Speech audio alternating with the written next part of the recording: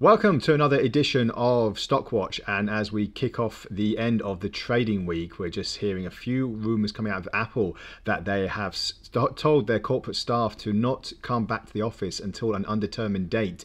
The original date was the 1st of February for most of the workers or employees, however you want to call them, to get back into the offices, but it has actually been delayed now until an unspecified date, and this is due to the Omicron variant really starting to ramp up, not just in America but in the world as well. Europe is seeing quite a heavy spike in infections. The UK recorded one of the highest numbers of infection rates in Omicron, in the pandemic, since the pandemic started, and in America it's no different. So because of this, a lot of workers have been told not to go back to work, and they've been given $1,000 to refit their homes so that they can work from home indefinitely. So this is quite a big statement from Apple, as it seems like they are looking to a 2022 that is going to be full of pandemic worries. And you know, you've got other companies such as Uber and Amazon that are doing the same. They have also delayed a return to work as well. So we'll see what this means for stock prices going forward, and also what the common sentiment is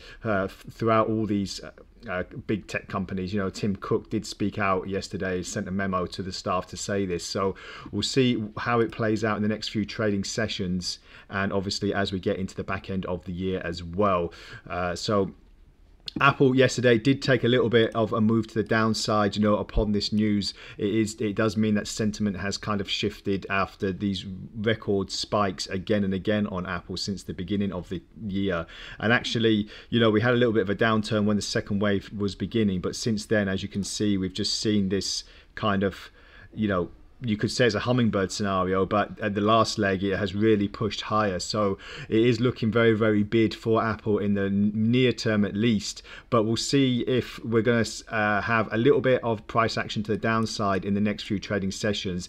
I'm using the Ichimoku cloud like I usually do, just to give me some good impetus on entry and exit signals, so that I'm not missing out on anything. RSI at the moment looking a little bit flat in the terms of going with the direction of the trend. So we'll see in the next few trading sessions, and as we get into hopefully what is known as the Santa rally in the next few weeks, as we close the week out. You know, the Santa rally is when the stock markets do kind of take a bit of an upswing in the last couple of trading weeks, and a few days into the new year as well. So we'll see if that comes into fruition. But at the moment, if we look on the 4-hour chart, it is going to the downside.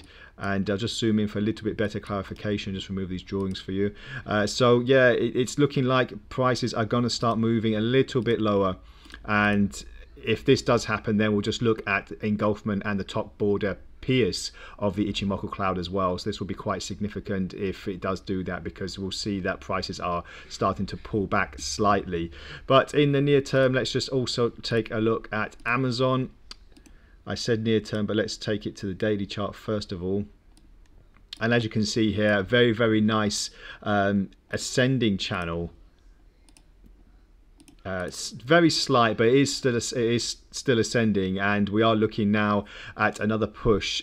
It depends if it bounces off the recent bottom border of the Ichimoku cloud, and also the bottom descending line as well, because we did see a slight bearish divergence emerging on the RSI. So I'm saying slight because this was slightly it was pretty much on par, and this was going to the downside, so you could see a slight divergence there if we had a little bit more of a top. But saying that, we are looking now to see if there is going to be a bounce at the said level. If not, then prices could start moving lower, and where they could start moving lower will probably be a good indication at the recent lows that we've seen in the last few trading sessions. So again, we'll see if anything comes into fruition there. And on the 4-hour chart,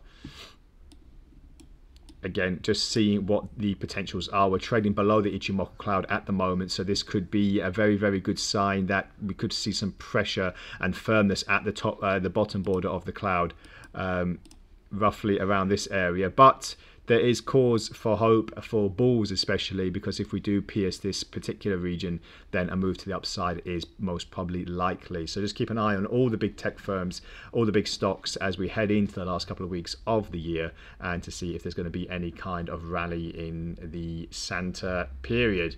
And we'll have to see how that's going to play out and speak again. So thank you very much for joining me once again. As usual, this video will be posted on our YouTube channel, and you can like and subscribe as you wish, and we'll speak again soon. Bye for now.